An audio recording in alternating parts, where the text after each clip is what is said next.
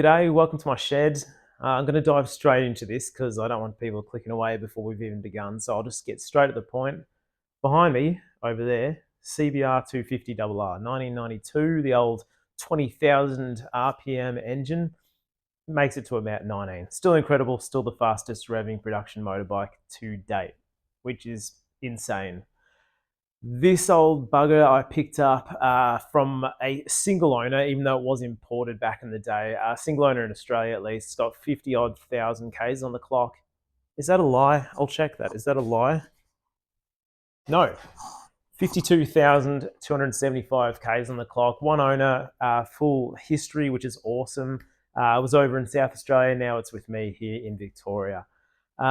Picked it up for an okay price, but just having the fact that it wasn't mucked about with really drew me to it, and it is in very good condition for its age, as they sort of all seem to be in Australia. I know we were lucky to get these. They seem to be pretty popular in the US and UK because apparently they're just super hard to come by. So it's one of the few things that Australia have lucked out on by being so close to Japan, I suppose. But here we are. This one's now in my shed. I've already started working on it, but I thought I'll film this for two reasons. One, I used to do a little bit of YouTube here and there, and I kind of missed it. And if someone wants to watch this, absolute rubbish. Thanks very much. Two is because I can't afford to do all this bike to the level it needs to be, which for me has to be pretty good. We're going to make sure this thing's real good. So can't afford to do it all in overnight, so I need to document this.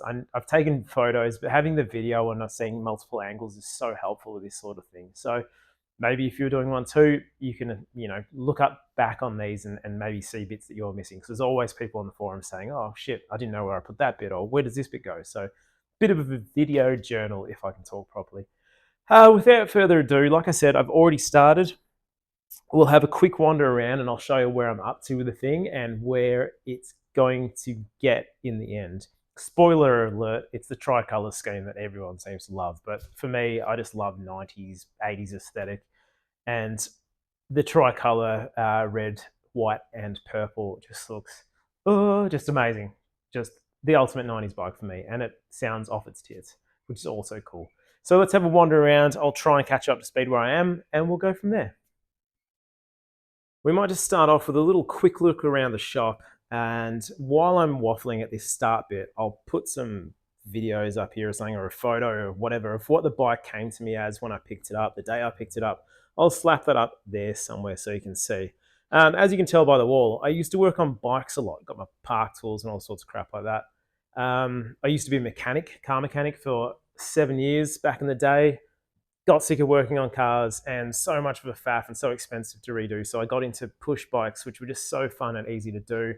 I've got one of my old ones that I did up over there with a crazy 90s sort of color scheme, fully rebuilt and 2K painted, all sorts of stuff with a silly new drivetrain on it. Anyway, so that's why there's all sorts of bike stuff in the background. But anyway, enough about push bikes. Let's go on to the main course. So as you can see, she's in pieces, and I did splurge. I bought a nice little pneumatic hydraulic table to work on, which is completely null and void right now because I've got it up on a headstand. So it's just a fancy paperweight at the moment, but it is so handy to have it when you are working on it. Over there too, it's my 650 grandpa spec with the tail bags and stuff because I go, wouldn't say touring, but I like to go on little overnight trips and stuff like that in that one. So that is just a nice, easy beast to ride.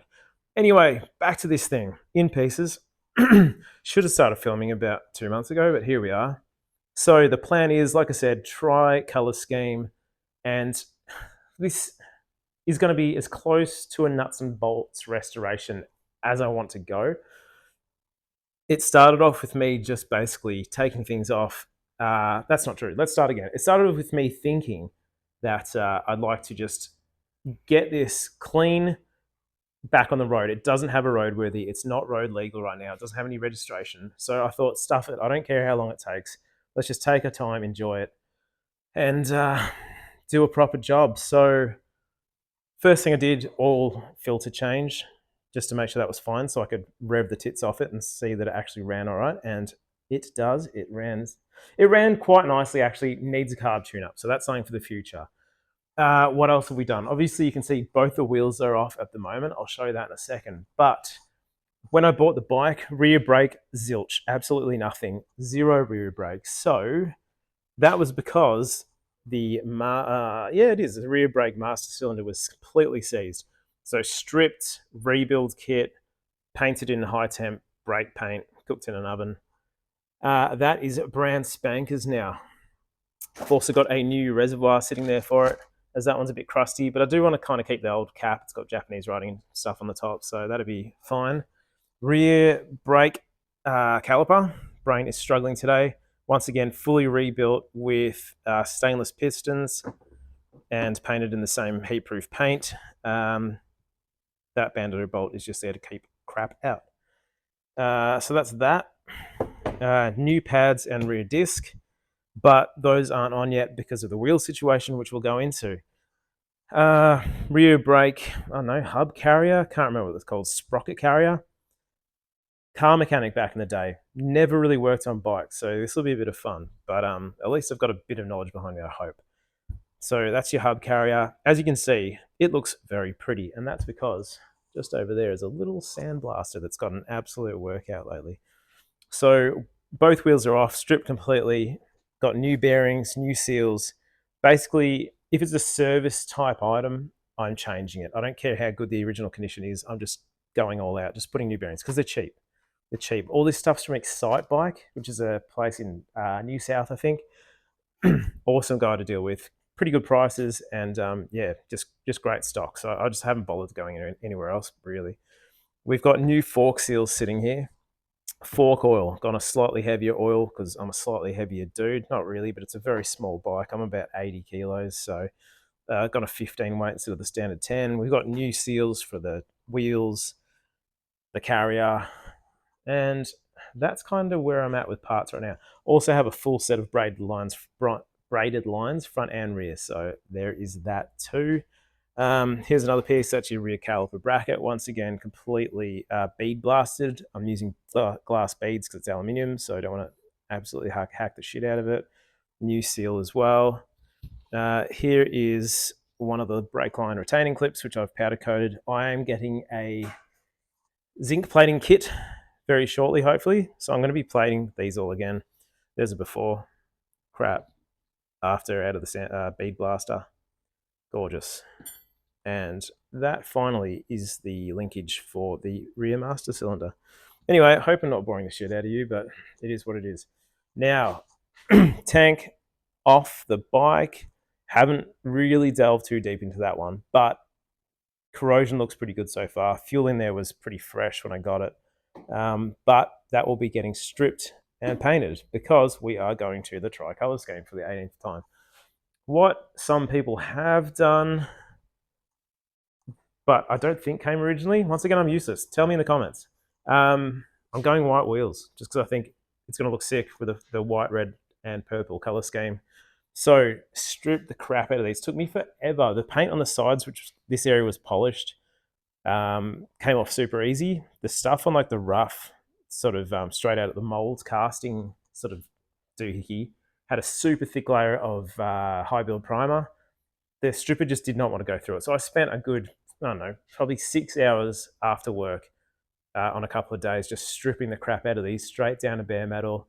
They went in the sand blaster, bead blaster, whatever, until they were completely fresh. And then epoxy primer down first. High build primer, Ross white, which is supposed to be the proper color for this white and this bike.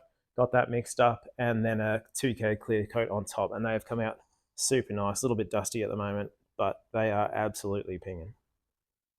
So that is that. That's why the wheels are off, and that is why I haven't put any of the new stuff back together. Just got to clean up a few areas. Actually, that's still tape. We'll do that later. Because I get sidetracked very easily. Cool. What else are we looking at? So sandblaster, shitty cheap hydraulic press, which has actually been great. Parts washer, newish compressor that I got to run the sandblaster because that thing is a hefty beast. Okay. Whew. Shit. A lot of talking. I'm going to stop now. And this video is literally just going to be this. It's going to be a catch up, and then we'll do some work in the next one. So where do I want to go with this? Well, my plan is to basically, whenever I take something off, clean it, sandblast it, whatever, bring it back to as new, better than new condition. Where I'm at right now, and if you are a CBR250 guy or a motorbike restoring guy, whatever you are, and you know more than me, chime in, please. We have the whole rear subframe. I've already got most of it off. Can't wait to do these and tidy these up because I love these things. They're just the coolest thing ever. I've forgotten how they bloody work. Push. Oh, how neat is that? Just so quality, hides up inside the fairing. I love that. Sidetracked.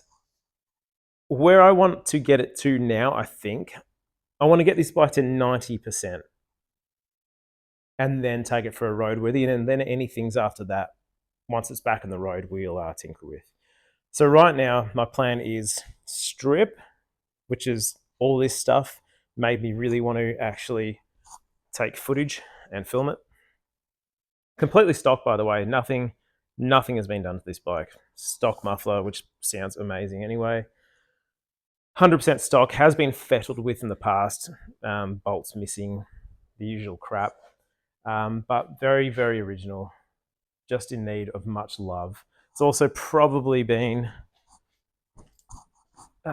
laid down, as they say. Sometimes it's a little bit bent. So I'm not sure whether to go just a stock clutch cable, keep it all the same, but I do have little girly hands. So I like the adjustables. Got them on this. Might do a similar thing. Other than that, I want to keep it pretty much as stock as possible. So plan for future next video, blah, blah, blah. I want to strip all this and get this subframe off because it's pretty good, but you can just see starting signs of like tiny little bits of corrosion stuff coming through or whatever. So I just want to clean it all up, give it a fresh coat of silver, make that tidy. While I'm there, I'm going to drop this on its belly, sort of, supported of course, and take this out, which I cannot remember the name of right now, swing arm, thank you. Take off the swing arm, take off the shock, check all that out, clean all this up. Don't want to polish it, mirror polish like some people do, whatever. Just whatever the factory finish was, I'll figure that out. And we'll do that. There will be new chain sprocket coming. But like I said, I ain't no rich person. Try not to swear too much at this point. Ain't no rich person. So doing it as I can afford it and as time allows. So that's kind of where we are with the bike. That's a pretty concise, sort of up-to-date list of where we're at. Probably missed a lot of things. Probably said too much about other crap too. But that's where we are with this old girl. Would love your help, would love your insight, your comments, whatever, any tips and tricks you've got for these old girls, what I should do next, what I should focus on. Please let me know in the comments below. Also, do me a solid and just hit that little subscribe button. Just give it a little poke and I'd appreciate it so much. But for now, I think I'll sign off because I've talked a lot. I need a beer and let's get some wrenching done in the next one. Thanks so much. See ya.